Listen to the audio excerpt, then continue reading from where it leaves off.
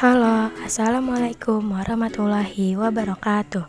Saya Azra Malika Waida dari kelas 8A. Kembali lagi pada pembelajaran IPS kelas 8 semester ganjil. Kali ini masih membahas pada bab 1, yaitu interaksi keruangan dalam kehidupan di negara-negara ASEAN. Namun, pada kesempatan kali ini, saya akan menyampaikan materi tentang pengaruh konversi lahan pertanian ke industri dan pemukiman terhadap perubahan ruang dan interaksi antar ruang.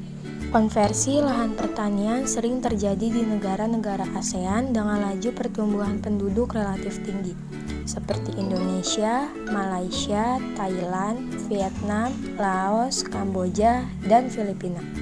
Konversi terjadi terutama di daerah pinggiran kota ataupun area persawahan yang letaknya berdekatan dengan fasilitas umum seperti di dekat pasar. Konversi lahan pertanian sifatnya menular, yang artinya ketika satu petak lahan telah dikonversi, maka lahan pertanian di sekitar petak tersebut juga rawan dikonversi. A. Pengaruh konversi lahan pertanian menjadi lahan industri. Konversi lahan pertanian menjadi lahan industri banyak terjadi di pinggir kota. Biasanya pemilik perusahaan mendikrikan industri dengan beberapa alasan. Di antaranya, 1. Pembangunan industri lebih memilih lahan yang strategis. 2. Harga lahan pertanian relatif lebih murah dibandingkan dengan lahan terbangun. 3. Pembangunan industri memilih akses yang lebih mudah.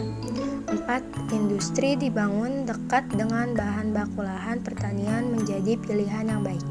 5. Faktor sosial dan budaya hukum waris. Oke, kita next ya.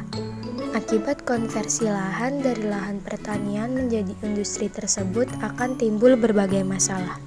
Antara lain, 1. Lahan pertanian menjadi berkurang yang membuat produktivitas pangan dari pertanian menurun.